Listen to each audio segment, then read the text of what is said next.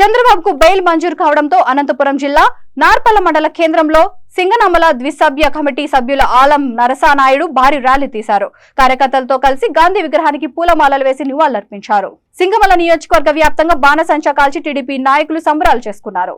ఆ తర్వాత టీడీపీ నాయకులు మీడియాతో మాట్లాడుతూ 53 రోజులు మా అధినేతను జైల్లో ఉంచి రాక్షస ఆనందం పొందిన జగన్మోహన్ రెడ్డి దీనికి వడ్డీతో సహా మూల్యం చెల్లించుకోక తప్పదని హెచ్చరించారు.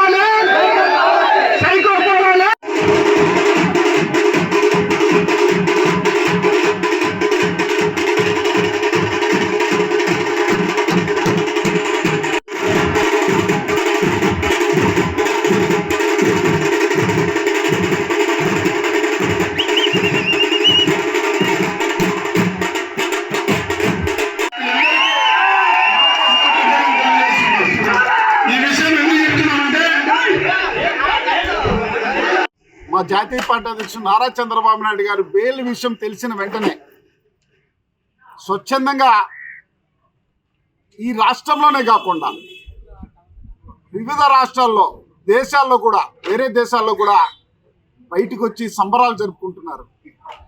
ప్రజలు కార్యకర్తలు కాకుండా ప్రభుత్వ ఉద్యోగులు కూడా తెలియని సంతోషాన్ని వ్యక్తం చేస్తున్నారు. ఈరోజు మేము ఈ మండల హెడ్ క్వార్టర్లో చేస్తుంటే ఎంతోమంది మాకు వచ్చి సంబరాల్లో పాలు పంచుకుంటున్నారు.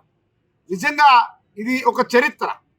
చంద్రబాబు నాయుడు గారికి బెయిల్ వచ్చిన విషయాన్ని తెలిసిన వెంటనే స్వచ్ఛందంగా రోడ్ల మీదకి వచ్చి టపాకులు కాల్చేసి స్వీట్లు పంచుకుంటున్నారు. ఈరోజు అంటే ఇన్ని రోజులు ఎంత మదన పడుతున్నారో ఒక్కసారి దీన్ని బట్టి అర్థమవుతుంది. తప్పనిసరిగా చంద్రబాబు నాయుడు గారు కడిగిన ముత్తల్లా బయటకు వస్తారు. సుప్రీంకోర్టులో ఈ రిమాండ్ను కూడా క్యాచ్ చేస్తారు.